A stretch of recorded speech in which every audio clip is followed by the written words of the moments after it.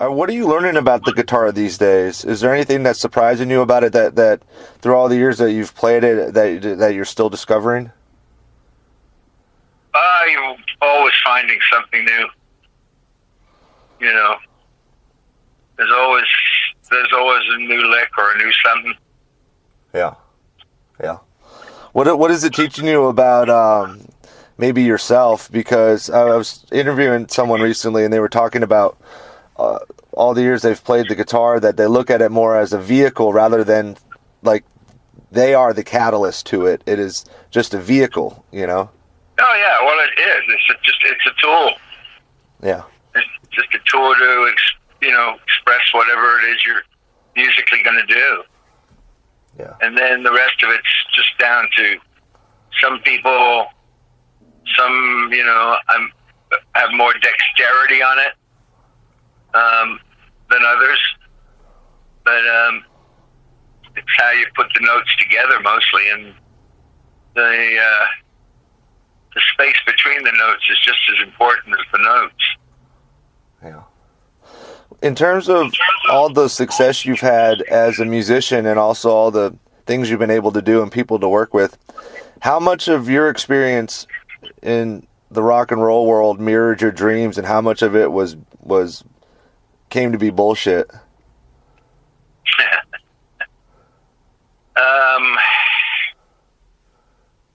I don't know. I mean, that's kind of hard to sort of quantify, I suppose.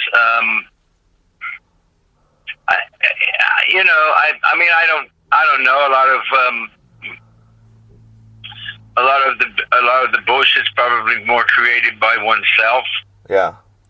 I think, and as you get older, and things change, priorities. Yeah. Are you optimistic about the future these days with all the traveling you do? You must get to see a lot of different places and experience a lot of different things. And what do you see right now?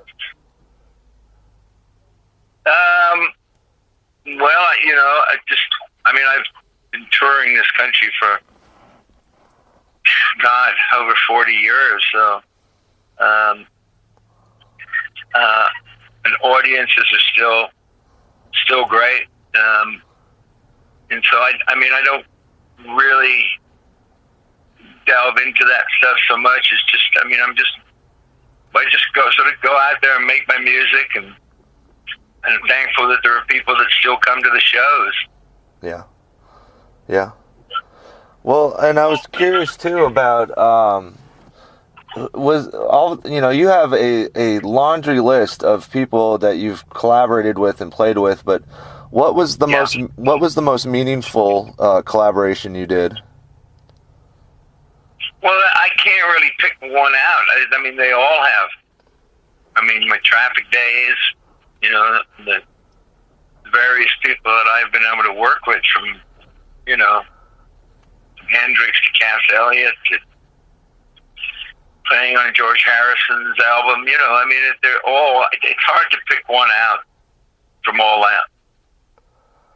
Well, what I find so interesting is that you're like this common denominator where you've literally played with everybody, Quite a few. Now, what was the story behind Along The Watchtower? Where were you when that idea came about to record that song with Hendrix?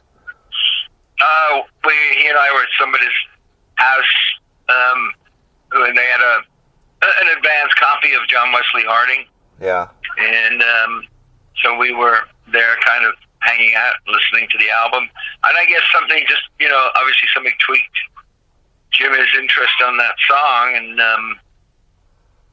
And a few days later, we were in the studio recording it at Olympic.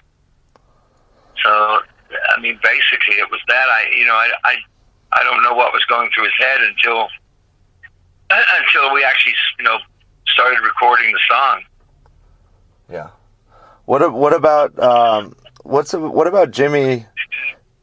People might not realize, because you and he were pretty close. And what was your perspective of him from a friendship side of things compared to what the public persona was? Well, he was off stage, he was a pretty quiet guy.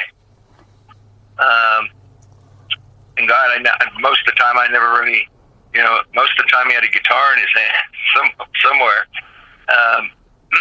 But he was pretty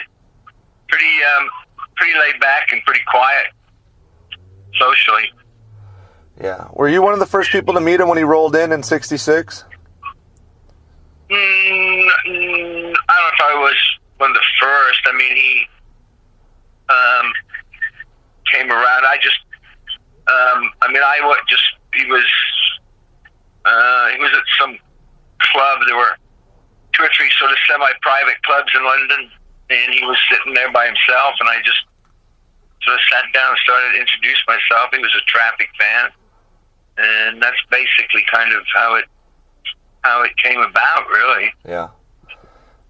Do you still talk to Steve at all? Well, he don't talk to me. Let's put it that way.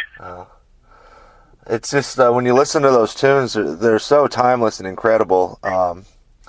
It was such a I mean, I couldn't even imagine what it was like to be in London at that time. Just everything going on. It was great. Yeah. What is the legacy of Dave Mason? Oh gosh, I don't know. I'll leave that up to somebody else to put a tag on that. Yeah. What has surprised you most about your journey in music? That I'm still doing it at this age. But I've seen you in concert in the last few years, and you look pretty damn good shape, buddy. Well, thanks. A couple few more pounds on me than there were, but yeah. But I mean, performing wise, I mean, I'm probably as good as I'm ever going to be at being Dave Mason at this point. Yeah. Yeah. It's one of those things too. When I was watching it, the crowd, the age range was so interesting. The age range. Yeah. Yeah. But it's got to be one of those things too, where you have such interesting interactions with people that once you release the music, it's out of your control of what happens to it and how it impacts people. But oh yeah, what kind of? I mean, it's got to be one of those things where you're just interacting with people on such personal levels where you don't even realize sometimes of how much of an impact a certain song may have. No, well, you can't. It's I'm making the music basically for myself, and that other people have enjoyed it, and I think it for them it's very to do something that has such an intimate relationship with people, but yet you don't even know them. Yeah. From guys who come up to me and said, "Man, I was in a foxhole for 3 days, and I had one New York out. I had a Dave Mason tape and a Jimi Hendrix tape, and they said we'd have gone nuts for that. More, somebody falls in love, or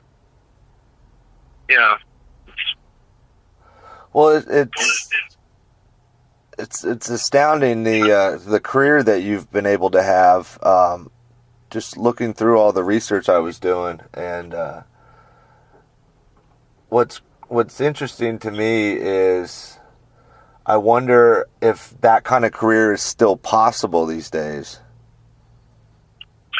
Good question. I don't know. I mean, a lot of the people that I played with and worked with were basically back in England, and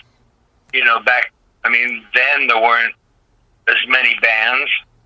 There were only a handful of studios, and pretty much, Hendrix and the Stones and other people, we all used the same studio, same engineers. So, and there were places where, like I said, there were semi-private clubs, and everybody congregated in London at some point if you were successful, because that was where you'd go. So, that was a unique situation. What's the key to having longevity in a career like yours? And one of them is having songs that last that long. Yeah. Was there a moment in your life where, like, early on that you had a conversation with yourself that hell or high water, this is what you're going to do? Oh, well, I had that one when I was 16. Well, what was the circumstance to that? Were you just starting to play the guitar and just realized that was your destiny? I started probably when I was like 14 or 15, and figured I wasn't going to be working 9 to 5. So, and I saw all these other bands and stuff happening. I was like, you know what? I could do that. So Well, it's so funny too. Is like at that time, a lot of the bands thought like a good run would be 4 or 5 years as a musician. You know. Yeah. But like I said, I'm fortunate, you know, and I built and I've always tried to, you know, especially live, you know, make musically for a great show, and I think that's, you know, part of it as well. Well, my final question is, you know, you've had a life performing music and traveling the world and interacting with people of all kinds of backgrounds and ideologies and walks of life. What does that taught you about what it means to be a human being? Well, I mean, I don't know if I mean, other than, you know, the difference of places and people and things, I don't know. It's more, I mean, as you get older anyway, you sort of get fixed in things. You know what you like and you know what you don't like. So I don't know in the end that it's that much different for anybody, other than I've had the opportunity to be in more places, probably meet more people, and I mean, doing what I do is giving me the opportunity to meet some great people. Well, thank you so much for giving me some of your time today, Dave. Oh, no problem. Thank you. I look forward to the show tomorrow. Yes, thank you. Safe travels. All right, thanks a lot, man.